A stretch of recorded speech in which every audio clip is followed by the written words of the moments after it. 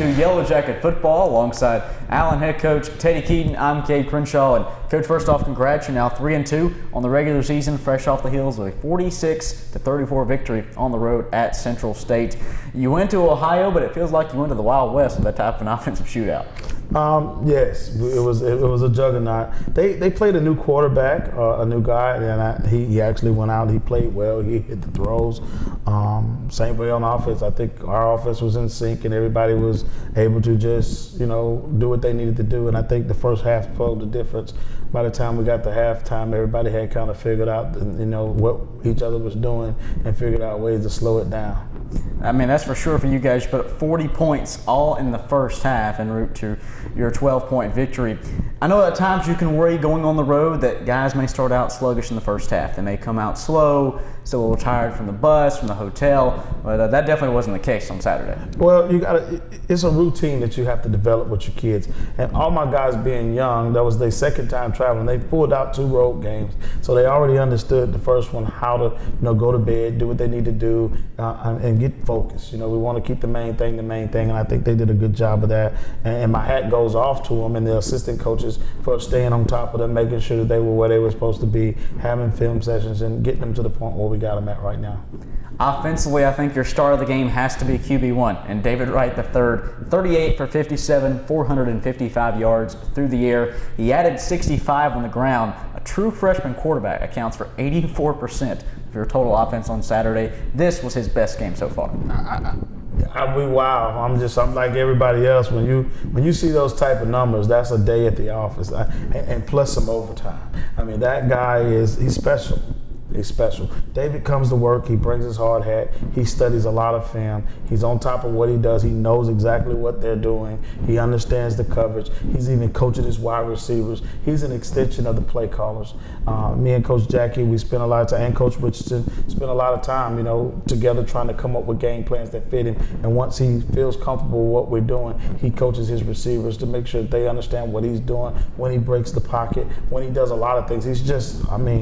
He's special. One of the hottest names on Saturday in the receiving corps is Jamal Jones. He just continues to improve as this middle part of the season gets underway. 13 catches for over 125 yards and a touchdown. Jamal Jones, again, just has another great week to balance out this offense and just give you yet another weapon.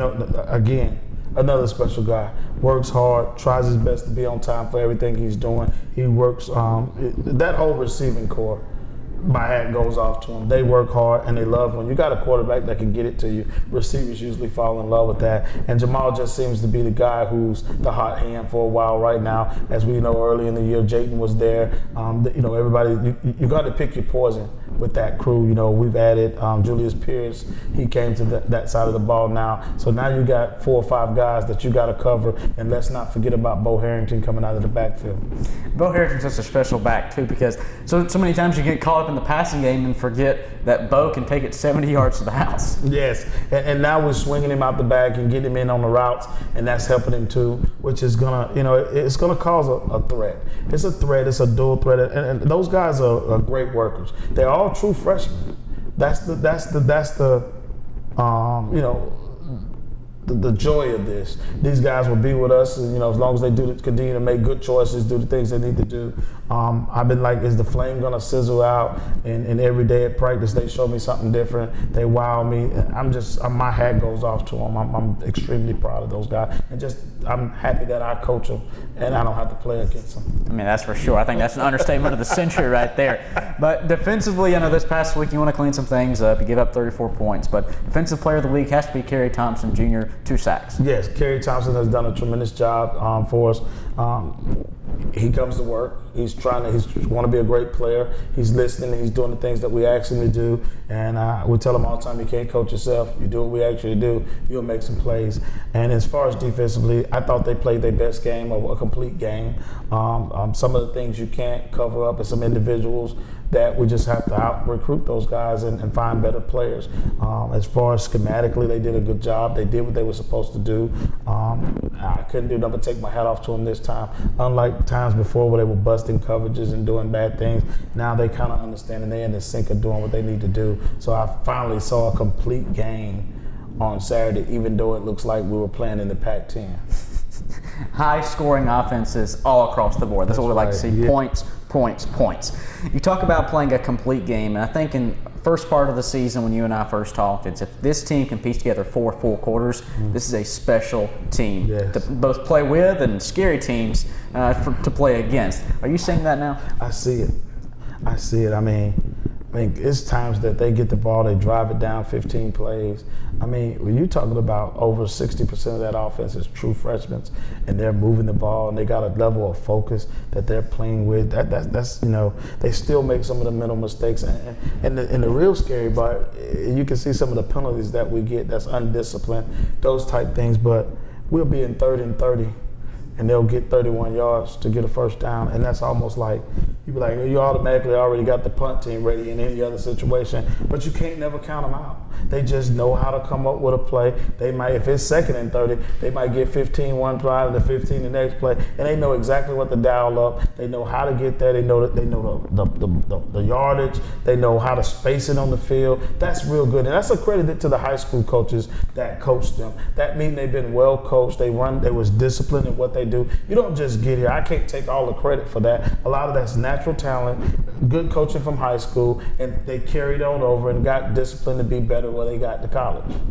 I think one of the best parts about your team that I've fallen in love with as the season goes along is that this group believes. And opposing coaches have said that too, both inside the conference and in non-conference play.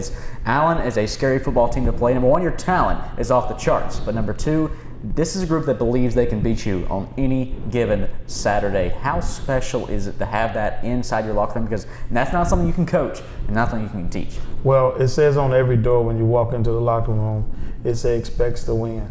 And then the second slogan say, we didn't come here just to play, we came here to win. And they've all bought into that mentality that we didn't come here just to play, we came here to win. And I think belief is a big factor into that. You got to believe that you can achieve something, and I think all of them have the buy-in. If everybody buy into what you're selling, every day we're selling something. So when we're buying, if they're buying it, now it glues through them, and then that confidence starts coming, and then they just saw it, to win 2 games, come down to the last drive, one on the road and one at home.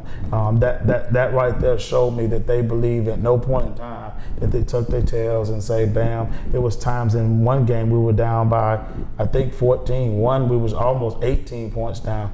And even in the Fort Valley game, not for a second there, I thought that we would lose as lopsided as we did. But I think their Jimmys and Joes just took over, and they were just a little bit more talented that I couldn't overcome. But it's the belief factor. They believe in themselves. They walk with a different swagger. They work with a different swagger. They play hard against each other. We run these competitions. This morning we had this thing called a fun run. It was a great competition, and they like that stuff, and they competing with each other. They want to be the fastest. You can see them on the sideline. Oh, I'm gonna make another touchdown. Oh, give me the ball, coach. I'm gonna run it. Sometimes you hear players say that, and they be like, oh, don't worry about it. I try to kick the ball on 4th down, and the quarterback be like, let's go. We got it.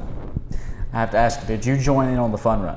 No. I'm getting a little too old for that. But I am. We have a comedy show tonight, and they have tasked the coaches that we got to definitely say something. We got to put on a comedy show too. So I got to bring up your best jokes and best one-liners. I like it. Well, this week Allen travels on the road yet again down to Georgia and faces Clark Atlanta. What's Clark Atlanta going to present to you? Oh, well, they're a young team, a very young team. Coach Boyens does a tremendous job of trying to get his guys to where they need to be, and I think every team poses a threat. We're going to see a 3-man front, something we haven't seen in a minute, so that's going to be a little bit difficult. You got 5 or 6 DBs out there at a time. That's going to be something different for David. A lot of pressures that's going to come that could cause some problems for us. Central State did a lot of that, and they're going to see it on film, but it cost them when they did it. But at the same time, it's going to be from a different angle. Even run blocking, when you got to block guys in space, that's going to cause a threat to us on offense. On defense, their offense is still, they can run the ball a little bit. They can drive balls down the field. Just like any young team, they're going to make mistakes, and sometimes they may not be able to dig themselves out of those mistakes. But they're a team that could take us to the wire, and everybody that plays Allen gives Allen their best shot. That's for sure. And Coach, you've been in this business long enough, you've been on enough road trips that you have your routine in place. Right. Talk about the player's routine, but your routine on the bus. Are you sleeping on the bus? Are you watching film? What's the go-to snacks on the road trip? What's it look like? I like trail mix with the peanuts and the M&Ms in it. I'll eat that. Most of the time I have my headphones on. I like to listen to a lot of motivational speakers. It's a lot of different things, that I may put into my day. Nothing like superstitious wise. I'm not big on that. It's hard for me to sleep on a bus. Most of the time I'm managing. My job is to make sure the next tape gets into the DVD player so they can watch whatever it is they're watching. When I get to the hotel, we usually have a walkthrough and then a team meeting. Then usually when I go to my room, I'm in my room. I try to get my meditation in and do the things that I need to do, go over some last minute notes. I try to stay away from the game.